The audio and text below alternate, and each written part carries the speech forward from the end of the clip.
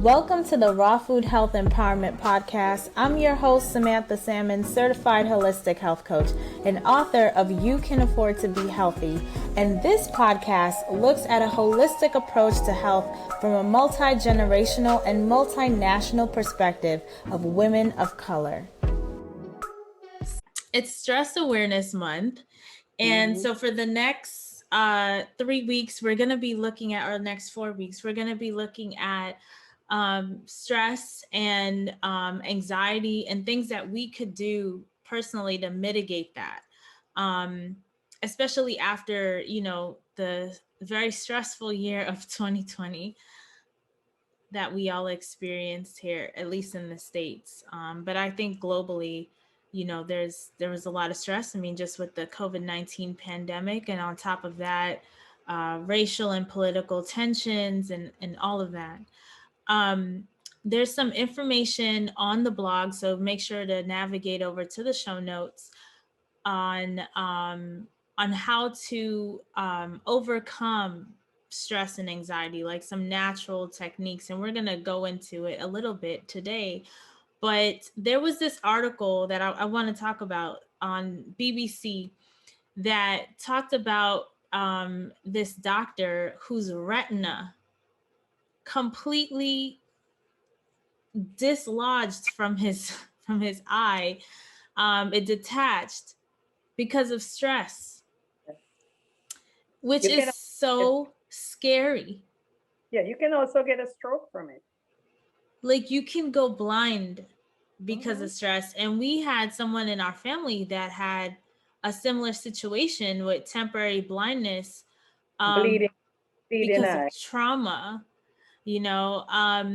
emotional trauma. So I just kind of like wanted to put a pin in that for folks. Like, I think that, some of the techniques that folks talk about with self-care, and me included, meditation, prayer, doing less, like taking a step back and just pausing where you are, being grateful for all that you've accomplished and not trying to force yourself to do more, be more, all of this. This is where it can actually lead, when life gets so crazy that it could be a Lifetime movie network like movie or something. It's okay to just kind of sit and pause and just go into prayer, go into meditation, and be with yourself and try to be peace, because if you lean into that stress, you can go blind. Okay. Can I say something? Yeah. Ecclesiastic 3 state on those things. There is a time in life for everything.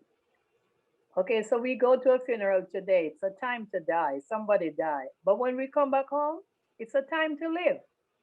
When someone dies, they're only gone, we know we should have an idea how that person's life is. So we know that the person is only gone from this physical body.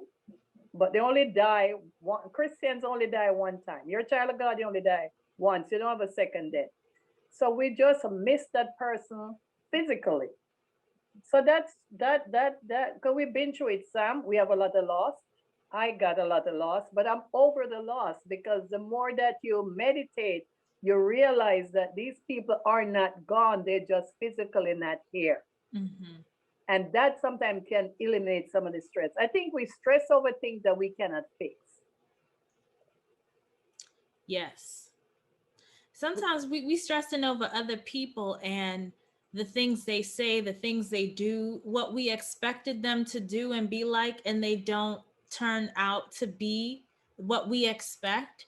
And that's been part of my journey, is coming to the awareness that I cannot change other people, and that's fine.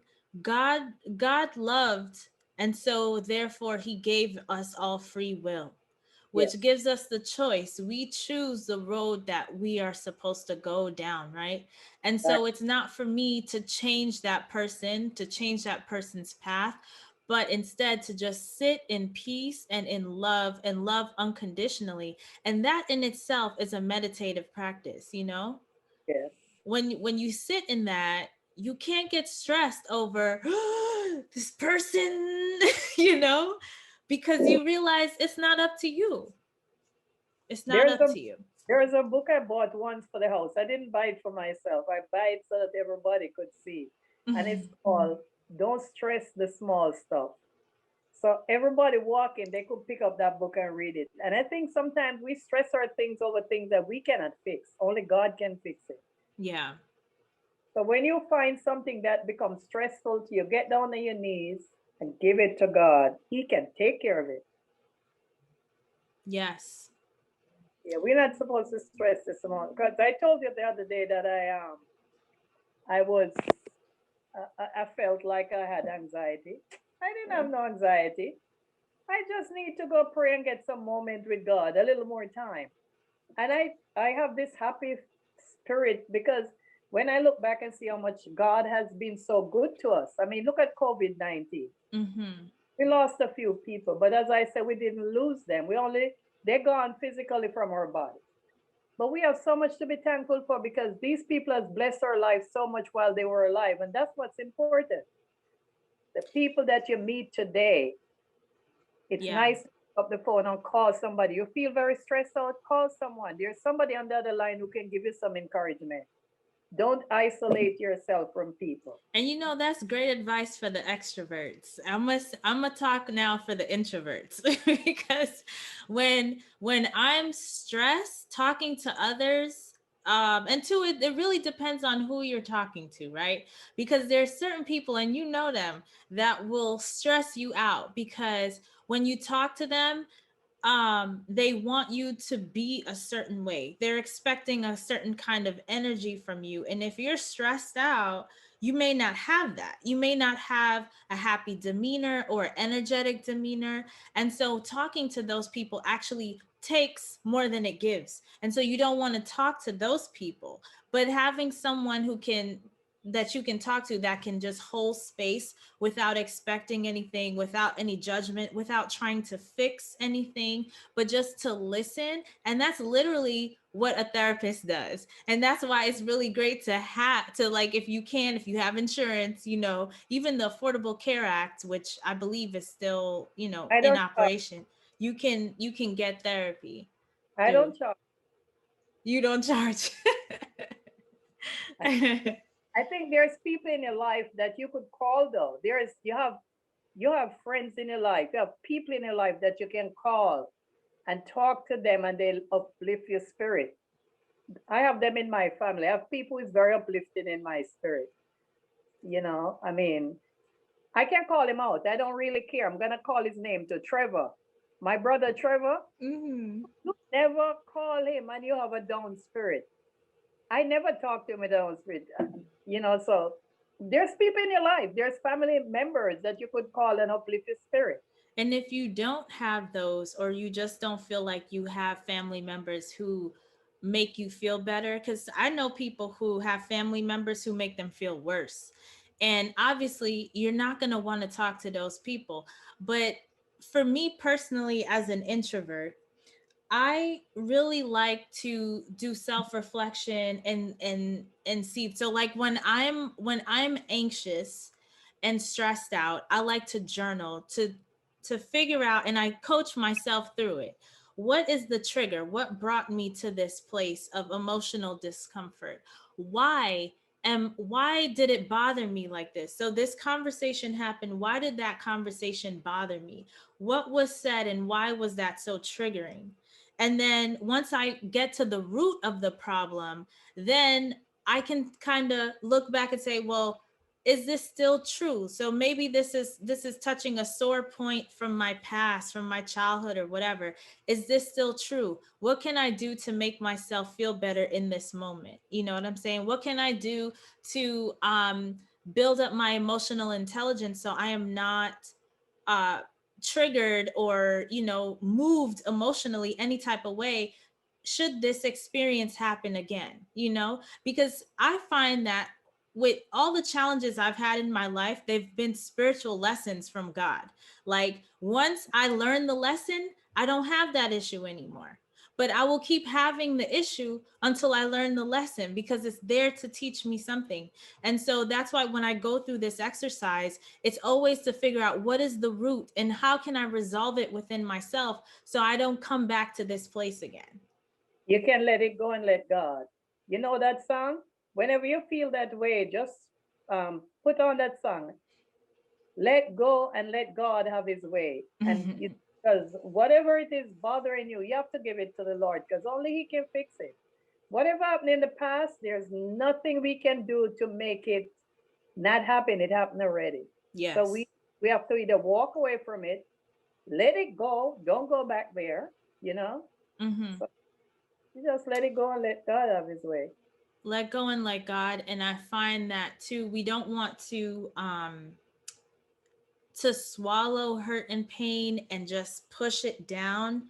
We need to release it. So if that means crying, yelling, dancing, exercising, vigorous, you have to release that energy somehow so it Scream, doesn't fester.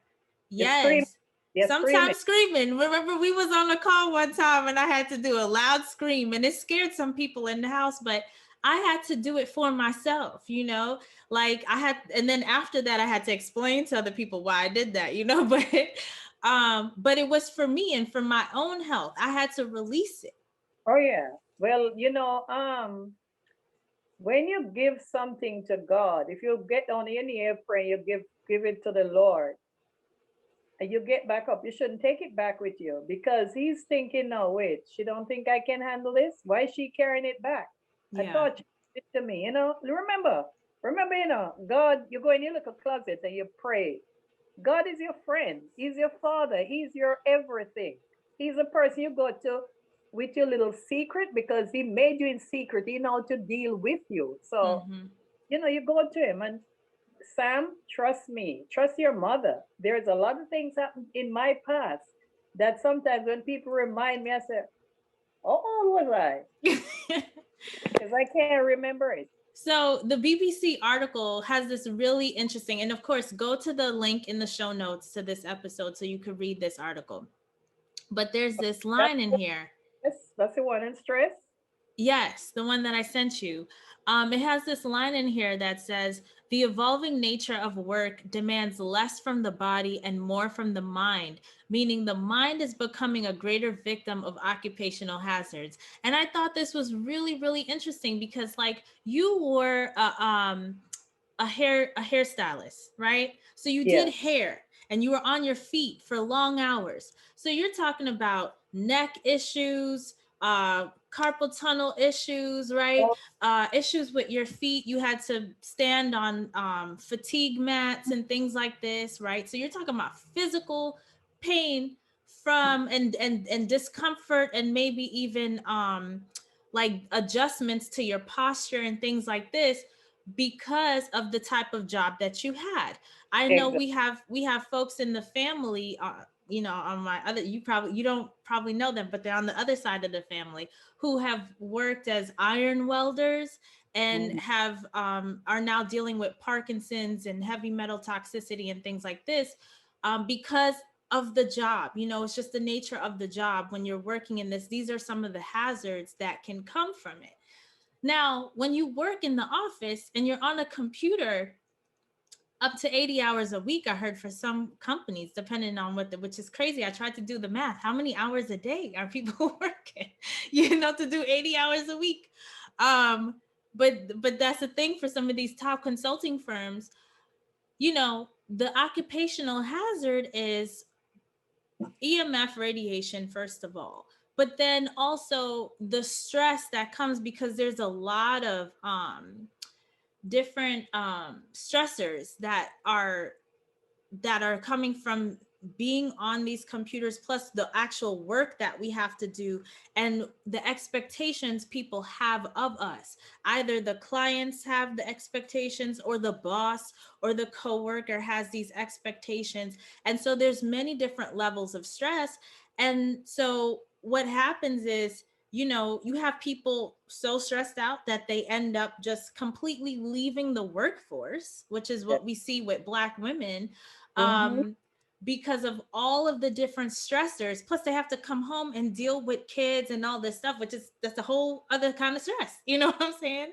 And Yeah, some people literally lose their minds in I this know. type of environment, If they're right? not strong mentally, though, if they're not strong mentally, because I think I think what make me happy when I was working is when I come home and I see my kids,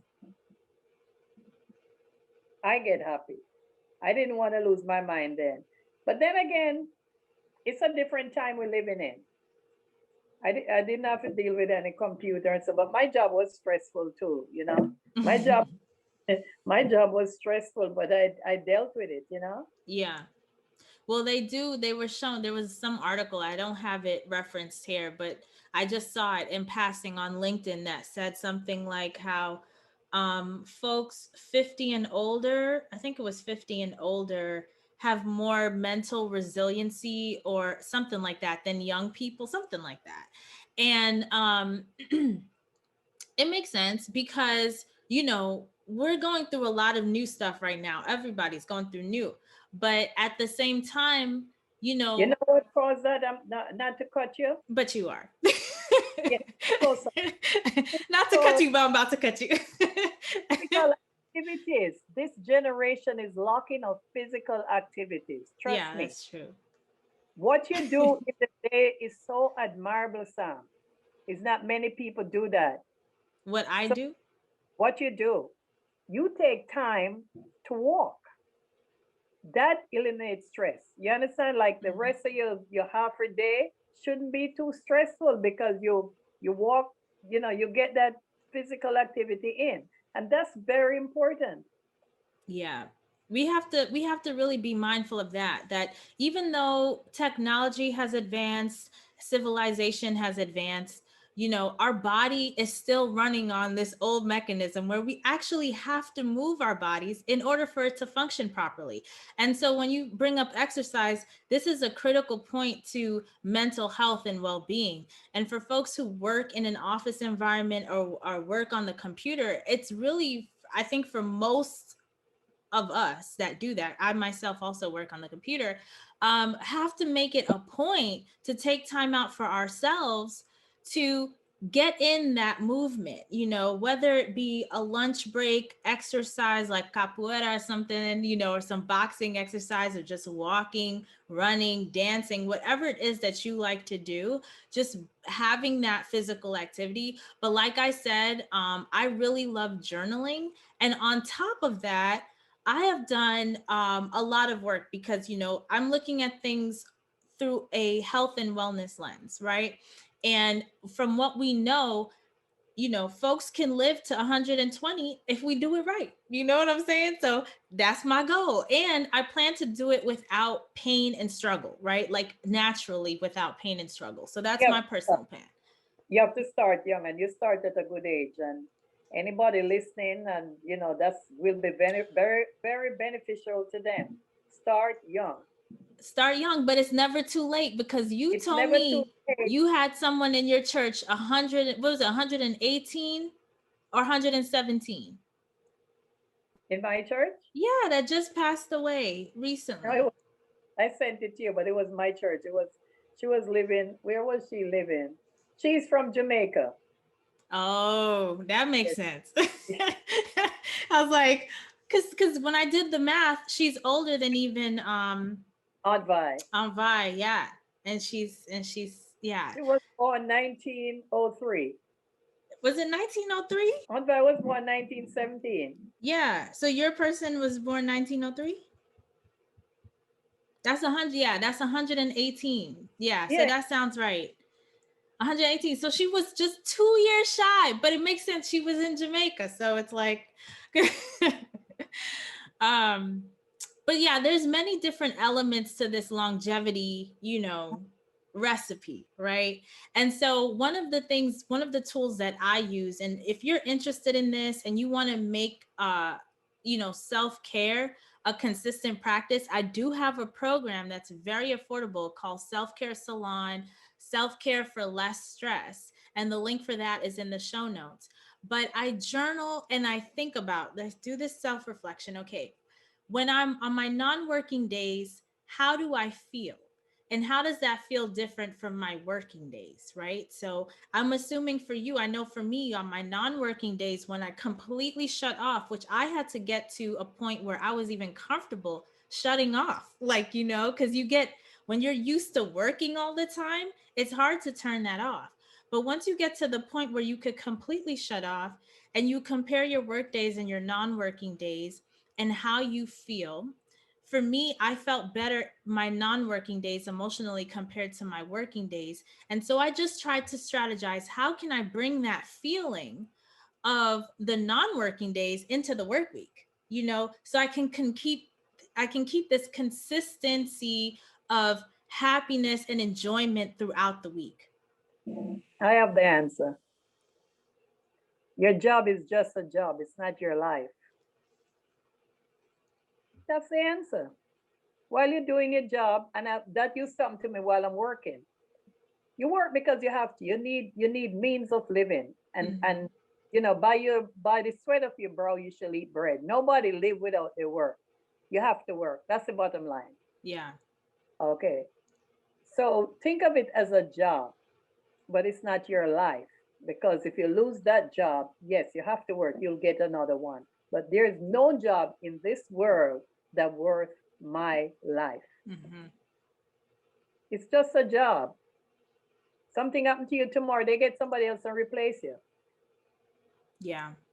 I know I was recently having a conversation with some folks in the animal rights community, and, they're dealing with a lot of stress and trauma from, they go to vigils where, because they go to these factory farms where animals are being slaughtered, and they'll hold vigils for these animals that have been killed.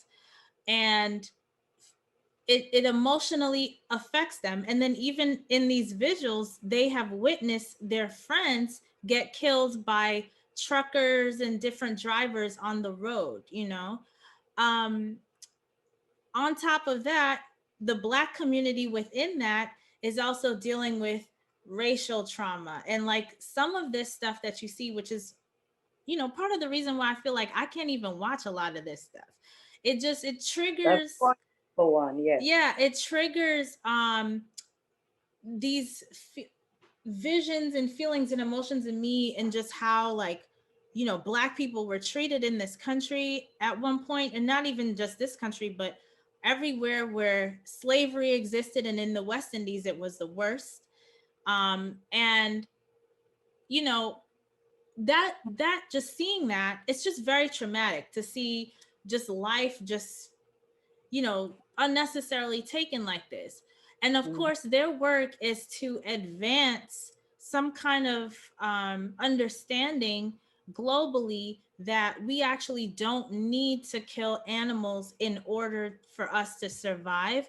And actually, it is healthier for us and the environment for us not to, kill these animals. Not only that, but we've even talked on the show about Dr. Greger. He's written books. How to Survive a Pandemic is a really good one, about how eating animals actually puts you more at risk for diseases. How not to die, but how to survive a pandemic. He talks about the bacteria that just from cooking. And we've even talked about it on the podcast when we were talking about wooden versus stainless steel utensils and like the hygiene. And the only reason why this comes into play is because flesh has a lot of bacteria and things that can make you sick, and literally you can die. You know what I'm saying?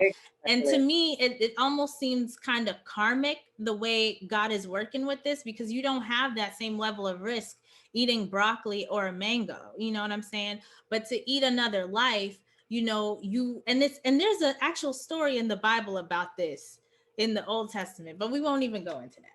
But Oh, anyway, so they have this stress because they want so bad to bring about this world where we're not inflicting pain on other beings.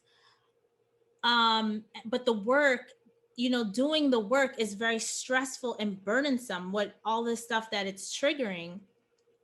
And so when you're in that type of situation, my thing is I also have a mission, right? With rawfoodmealplanner.com, I want to eradicate type 2 diabetes in this country. And I know it is not only up to me, there's so many people in this movement that is bringing us to that conclusion. And I know that God is working through all of them. And so eventually we will get there. That has brought me peace. You know, when you say you talk to God and you go to God because God is your all of this stuff, what you were saying earlier. God has already created the blueprint. I'm a tool in this whole thing, right? And so the only thing I have control over is what I'm doing in this moment, and understanding that I'm already playing my position. I don't need to have my foot on the gas all the time and burn myself out. That's Yeah, not my role to play, you know? exactly. And so he had, because he has, you know, um, gathered all these people globally to move the ball forward to get us there, and I can see that with my eyes, with my own two eyes, all these people in the game, and there I know there's 10, 20 times more people behind them that I'm not even seeing, that is Right, moving this vision forward. It's not only up to me, and I can rest in the collective knowing that this mission will manifest. I just need to continue my affirmative prayer, which is prayer that speaks to the vision that I know we will have in this world. And I may not see it in my lifetime, but the work I'm doing is for the next generation. Just like right now, I'm living my ancestors' dreams. exactly. Harriet Tubman never got to see Black Mhm. women not only, you know, graduate university at such high rates, but also be in elected officials at such high numbers as we're seeing right now. So, but her work is not in vain. You know, all of what happened had to happen for us to get here, you know? Exactly. Exactly. What was that lady who was sitting in the back of the bus?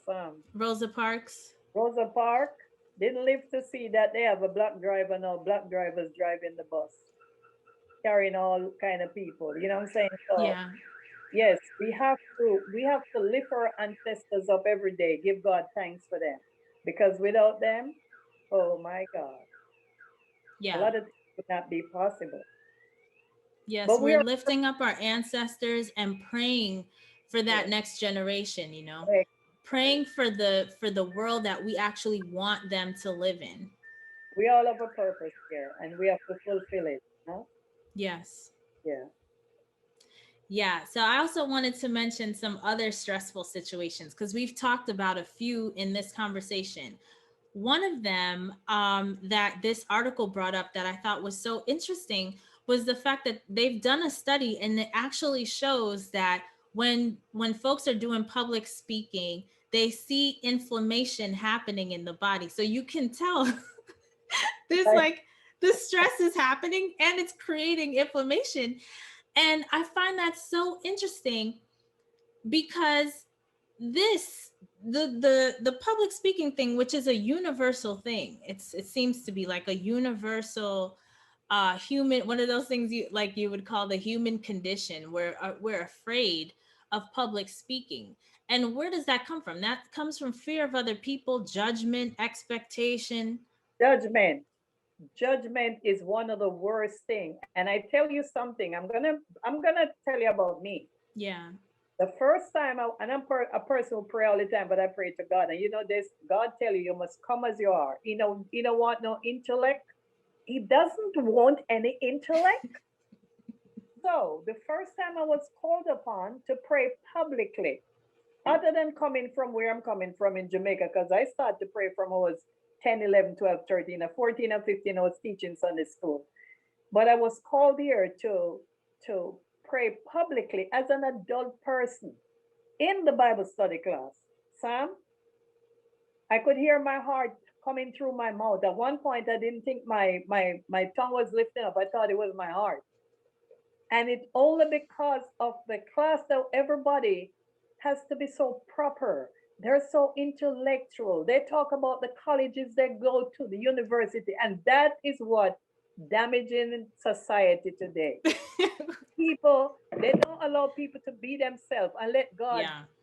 lift them up, because he said those that humble yourself should be exalted, would be exalted, and God will exalt you. Hmm. So it's when I get older and deeper in the study, I realize now that I could even go up there to the White House and stand up and make a speech and don't worry, because there's a lot of people like me. You get what I'm saying? Yeah. And Yeah. I don't put down education. I die for education. I love educated people. I love to see people educate themselves, but I don't want to see people act silly who call themselves educated people. Right. You Because you put a could lot, be educated and not wise. and you could be educated and stupid. Yeah. Yeah, because you're only educated in the field that you're in. But And yeah, and learning what other people have decided is important for you to learn, right? So is it's not the whole picture, you know? I used to hear my mother say, you could learn something very good from a fool. And what is that? How not to be a fool.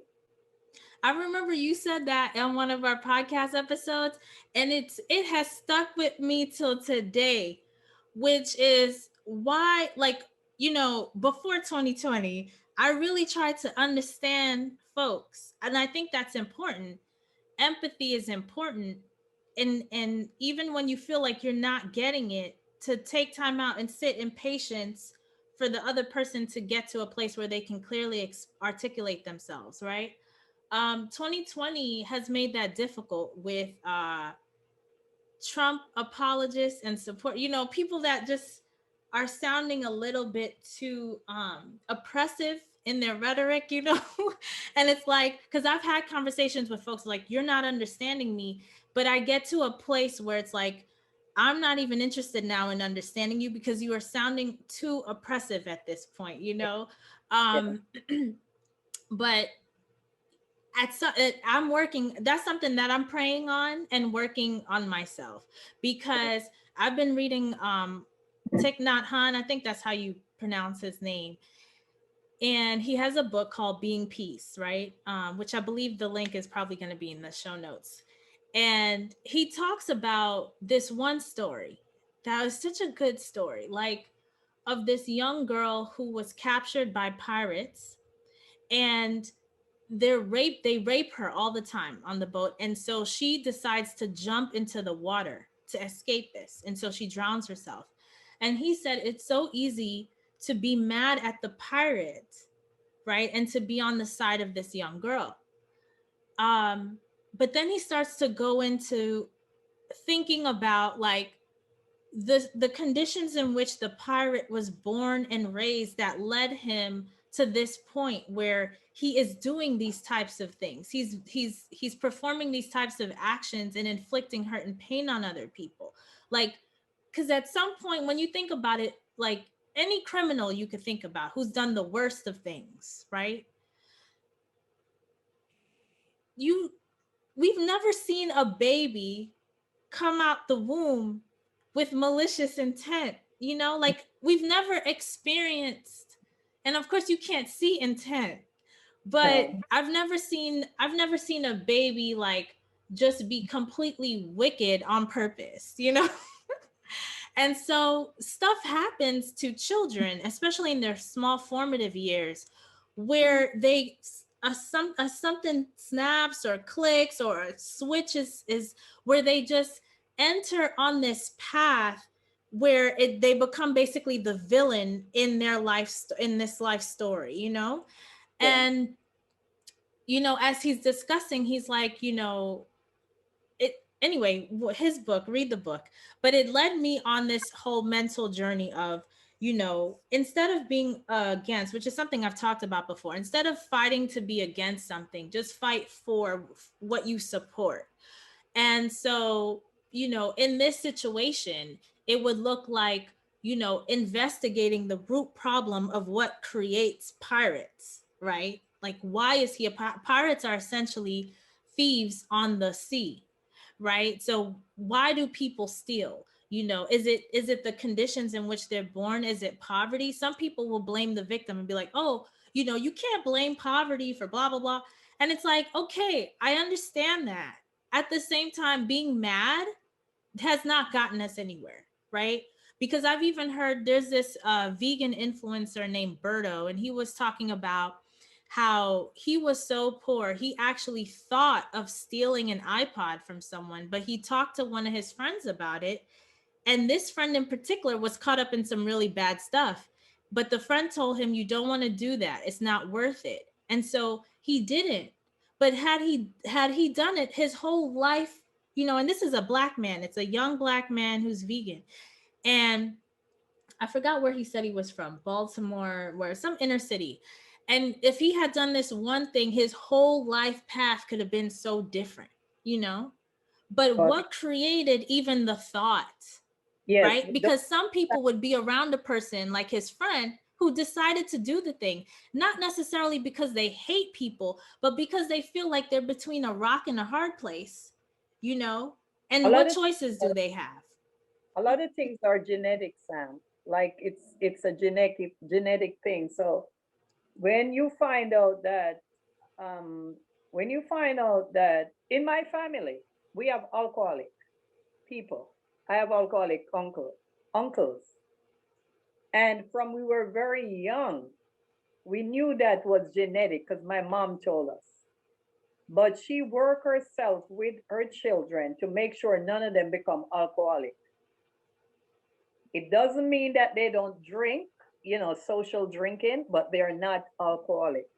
So you have to find out what's genetic. And you people think because certain things are genetic, you can't stop it. Yes, you can. Poverty is something you can stop also. If a man come to you and he want $20 today, and you could find that man a job, and you get him a job, you are taking him out of poverty.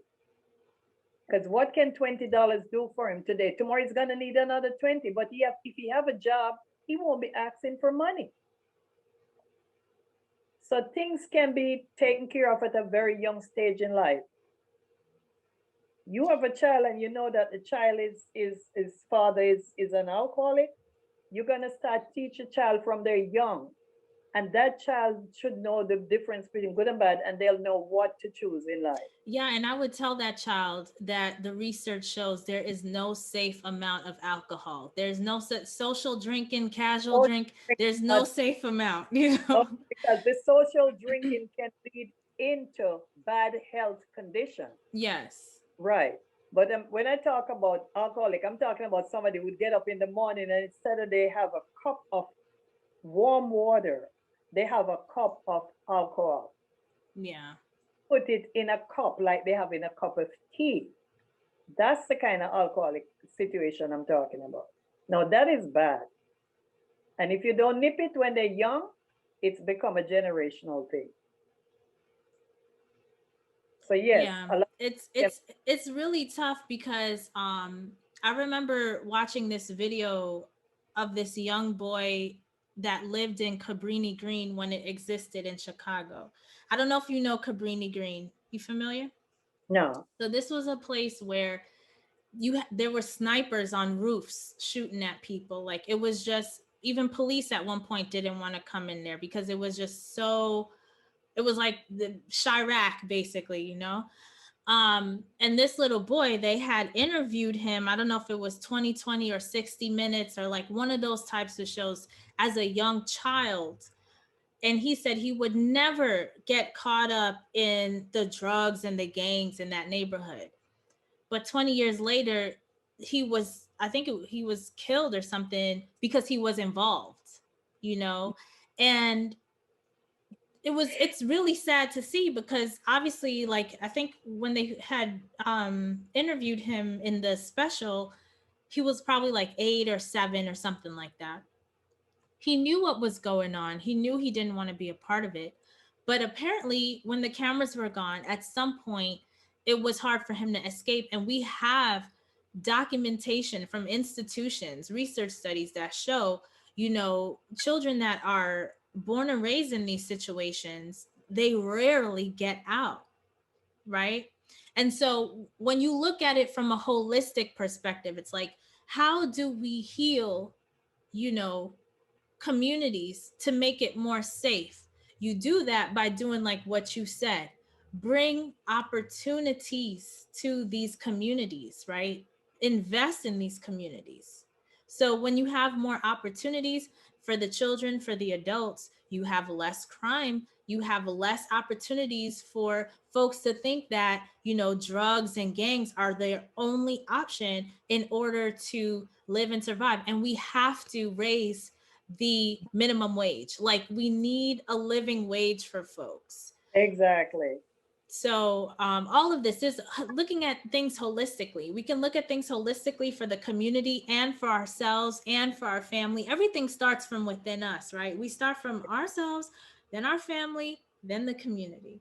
We have to speak to our Congress people of the changes that we want to make, because they are the voices for us. You know, this garden and stuff that people supposed to be planting. And that's another thing. People need to get back to gardening. You have states in this country that have good weather right through. You know, people need to get back. You Yeah, and know, they're doing it in cold weather climates too. exactly. Um, how they're doing that, I don't know, but I've seen it done. And And that's a good way to exercise. it's a good way to exercise and also to calm the mind and to do grounding. The last episode, I talked a lot about that on the blog in the show notes. So if you link to that, if you go to that page, it was the interview with Marcus Yes. of Cargo Fitness. And I wrote a whole thing about the benefits of grounding. When you have your hands in the soil like this, you know, it does something, it calms your whole nervous system down. Yeah, well, I was reading something once where they tell you that if you walk outside barefoot, and I'm not talking in the cities here, I'm talking where you have green grass and ground, there is a certain element that come from the ground that's good for your body. But you cannot walk barefoot in New York. I don't think nowhere in New York, because it's all chemicals that's gonna go up in your body. So, um, You can go to the beach. New York has beaches. yeah, yeah, New York have beaches, but you better stay on the sand.